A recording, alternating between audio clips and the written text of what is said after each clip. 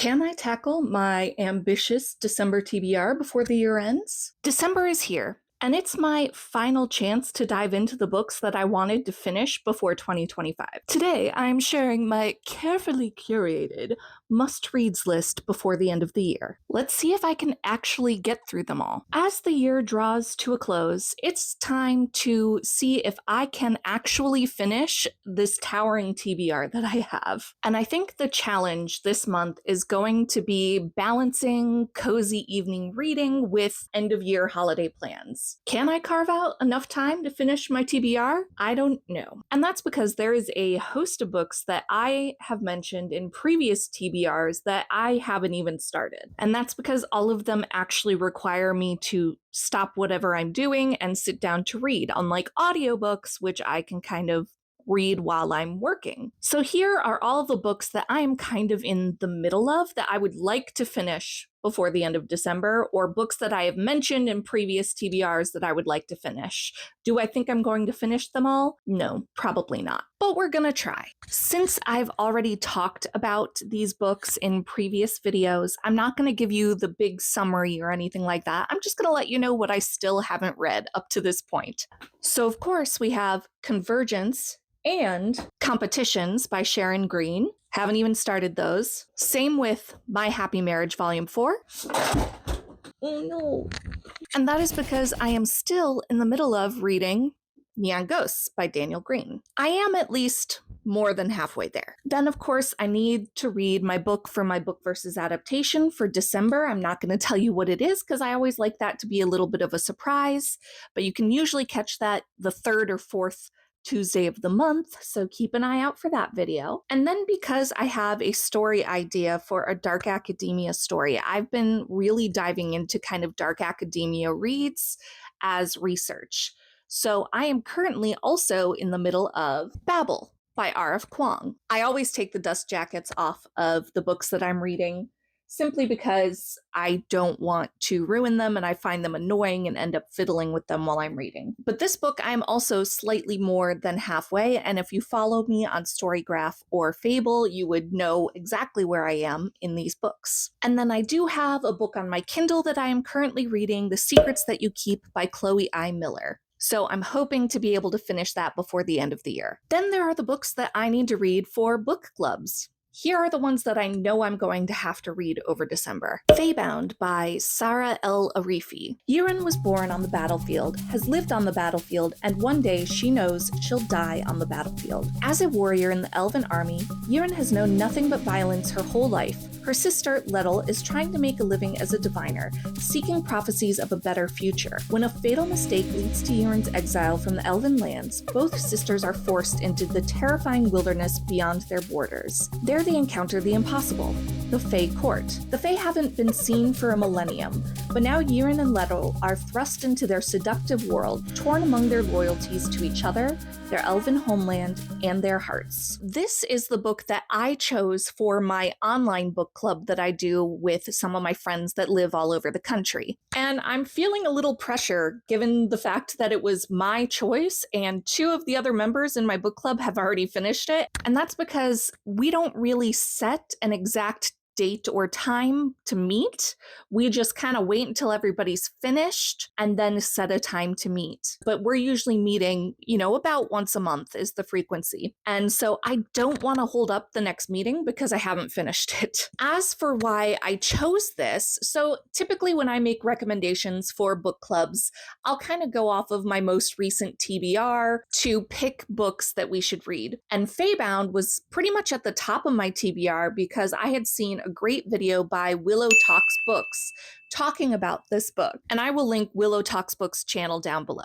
But one of the reasons that I was really intrigued by this is Willow Talks book described this as ACOTAR, but queer and better written. And that intrigued me because I read the first ACOTAR book and I do plan on continuing the series eventually, but I just didn't love it. And this is coming from someone who did really enjoy the Throne of Glass series by Sarah J. Maas. Willow Talks Books also mentioned that the world building was really good, and I have technically started this book already.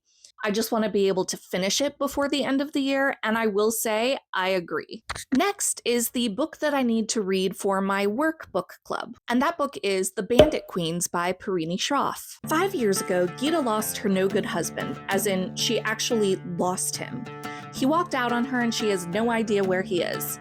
But in her remote village in India, rumor has it that Gita killed him, and it's a rumor that just won't die. It turns out that being known as a self-made widow comes with some perks. No one messes with her, harasses her, or tries to, marry her. It's even been good for business. No one dares to not buy her jewelry. Freedom must look good on Gita because now other women are asking for her expertise, making her an unwitting consultant for husband disposal. And not all of them are asking nicely. With Gita's dangerous reputation becoming a double-edged sword, she has to find a way to protect the life she's built. But even the best laid plans of would-be widows tend to go awry.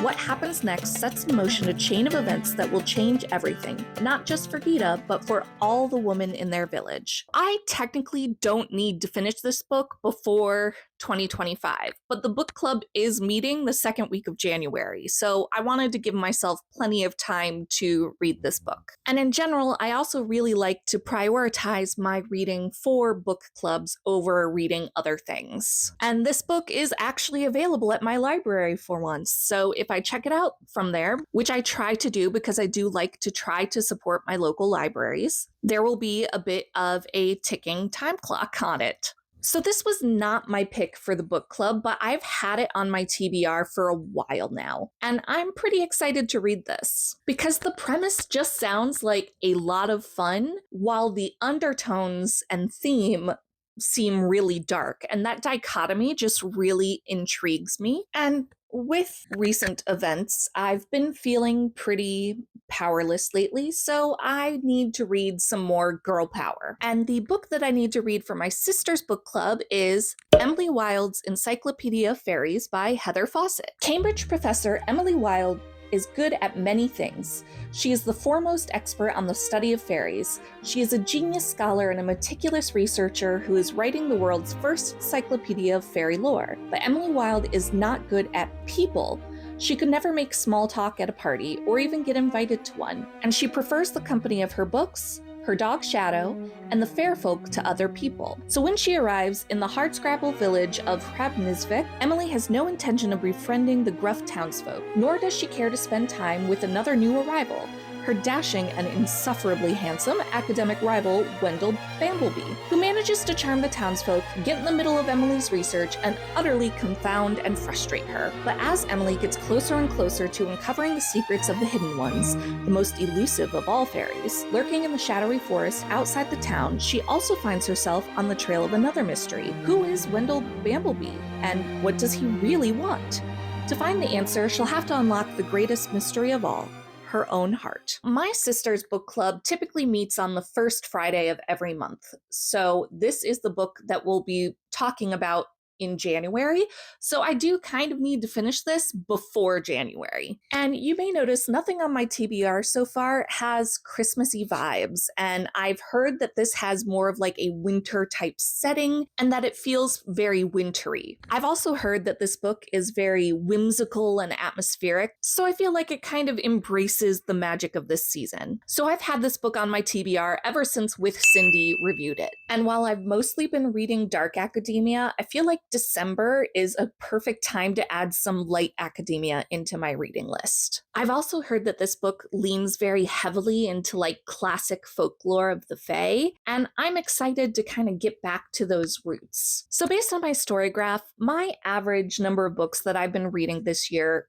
per month is just under 10 books. So between the books that I haven't finished and these 3 books for my book clubs, I actually have hit 10 books. So I'm not going to be working on the Magical Readathon this month unless I finish those 10 books. Or let's be honest, unless I can read it on audio, which is probably what's going to happen. If you want to know more about the books that I've already talked about, you can start with my October TBR here. Let's see what stories tomorrow brings.